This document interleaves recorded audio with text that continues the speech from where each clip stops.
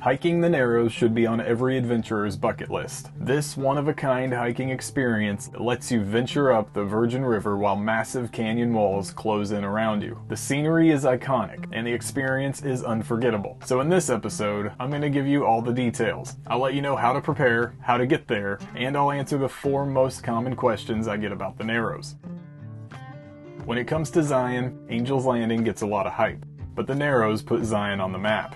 I love this trail. It's unique, it's beautiful, it can be challenging, but it can also be accessible to most people, as long as they're okay getting wet. It's just an all-around great trail. But before you venture into the Narrows, you'll need to prepare. How much you need to prepare depends on how far you want to hike. If you just want to dip your feet in, go a few hundred feet, and turn around, then grab a water bottle and call it good. But if you want to hike all the way to Floating Rock and back, then you'll need a little more preparation. We'll get to gear later in the video, but here are a few things to consider before heading to the trail. First, you always want to check the official Zion website for current conditions, because the Narrows can be prone to closures. The Narrows normally close in mid-April because of the snowmelt. The snowmelt raises the water levels in the Virgin River, so rangers are forced to close the trail.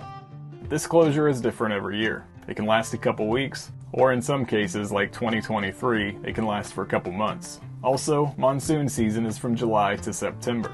This can also lead to closures. I recommend checking the current conditions page ahead of time, so you don't show up to a closed trail.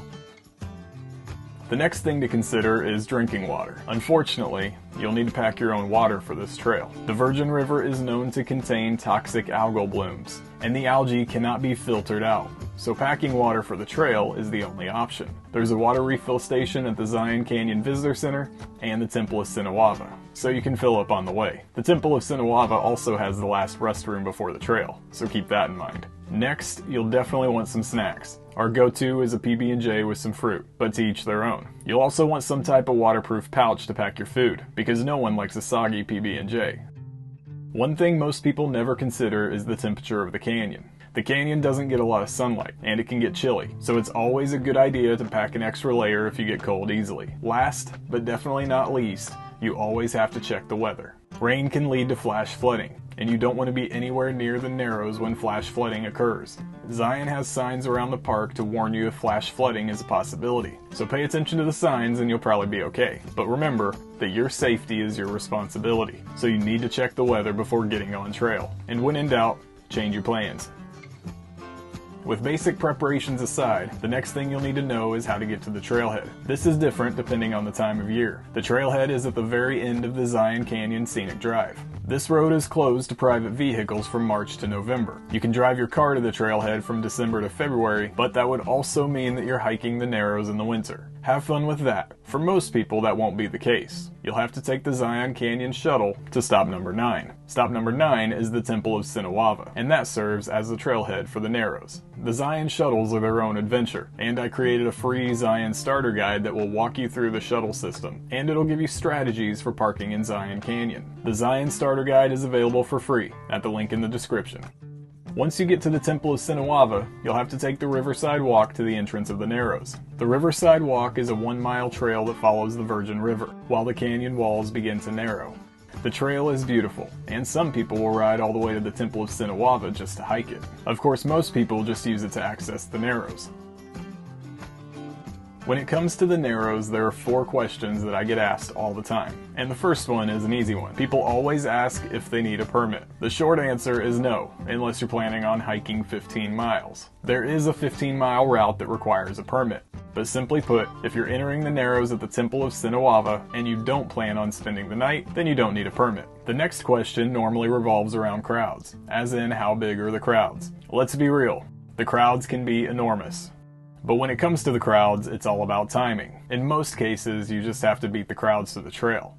When Morgan and I head into Zion Canyon for a hike, we always try to ride into the canyon early, because it makes for a much better hiking experience. When we hike the Narrows, we ride the first shuttle into the canyon, with our gear on and our water bottles filled. This lets us step right off the shuttle and head straight for the Narrows. We normally end up getting to the trail well before the masses. This lets us have a little bit of peace and quiet before the crowds descend on the trail. People will still be scattered around us, but it's relatively quiet, especially when we get deeper into the canyon. There are times when we have literally had sections of the trail all to ourselves. In contrast, the hike back to the trailhead is never calm or peaceful. There are just so many people that the thought of being on trail alongside them makes me cringe. So it's obvious, but if you want to enjoy some peace while you're hiking the Narrows, get there early. Another common question that I always get about the Narrows is, what gear do I need? This is a great question, and if you walk around Zion Canyon for more than 10 minutes, you'll probably see people in waders and canyoneering boots with a walking stick. Odds are they rented this gear, but is it necessary? It depends.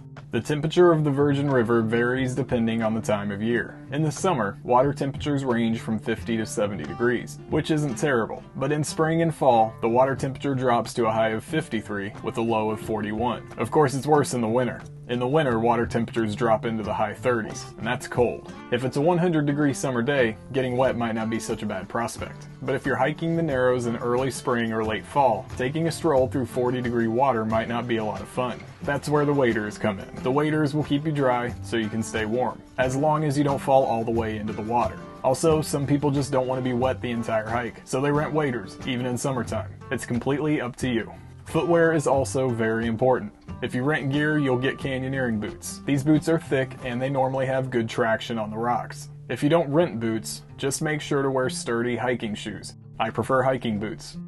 The riverbed is rocky, and your feet can get beat up quickly if they're not covered. For that reason, I'd also suggest not wearing sandals. Of course, if you're only hiking a few hundred feet and then turning around, it's no big deal. Otherwise, I'd stick to some type of boot.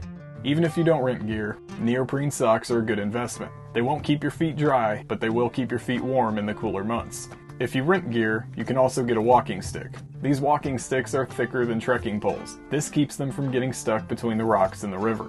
And of course, all of this gear isn't free. If you just rent boots and a walking stick, it'll cost you $30 to $40. If you want the waders too, it'll probably cost you another $20 for the entire package.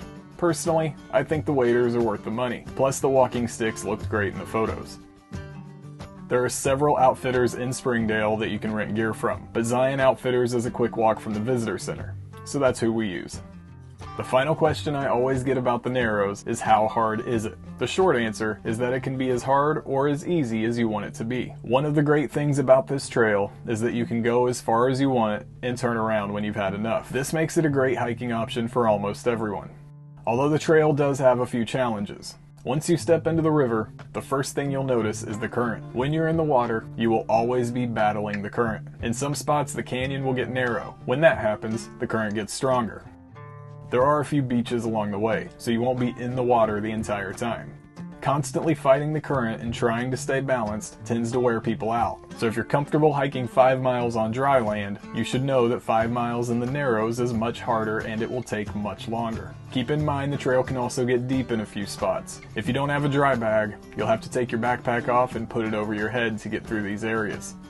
The best way to hike the Narrows is to pick a landmark and aim for it. The trail has 3 landmarks that are good turnaround points, so I recommend picking one of them as your destination and doing an out and back hike. First, Mystery Canyon Falls is a little waterfall that tumbles off the cliffs on the right side of the canyon. It's a half mile into the trail, so it's a quick turnaround. The second landmark is Wall Street. Wall Street is a section where the canyon walls close in and the flow of the water strengthens. Wall Street begins around 1.5 miles into the Narrows, and it continues for 1 mile. The third turnaround point is Floating Rock. This boulder sits in the river, with water rushing around it. This landmark is 2 miles into the Narrows. There are other landmarks past Floating Rock, and you can hike 3.5 miles to Big Spring, but you'll probably have to swim a couple times to get there. I prefer hiking just past Floating Rock. This will get you into the upper section of Wall Street.